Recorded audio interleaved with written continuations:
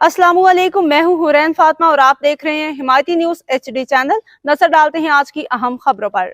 रोजनामा हमायती news खसूसी report नजर हमायती Medina Munawwara मारूफ transporter Mohammad Sarfaraz अराई और मोहम्मद नईम अराई को मस्जिद नबवी सल्लल्लाहु अलैहि वसल्लम में इफ्तारी की सआदत हासिल हुई। इस बाबरकत मौका पे उन्होंने अल्लाह ताला का शुक्र अदा किया।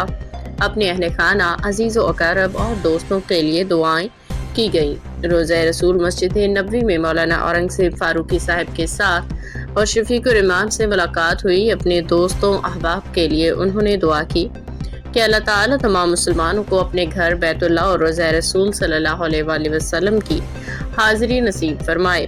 हर मुसलमान को मदीना मुनव्वरा के मुक़द्दस फ़िज़ाओं में इबादत और हाज़िरी की सआदत अता फरमाए।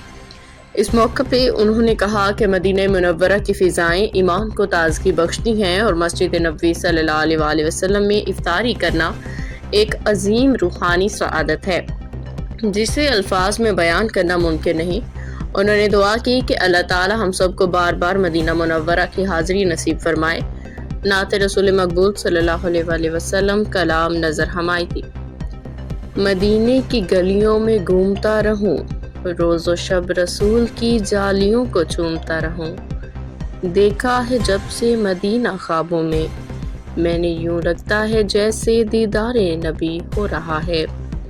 इन गलियों के बिना गुजारा नहीं, तेरे दर पे रह जाऊं, इसके सिवा सहारा नहीं।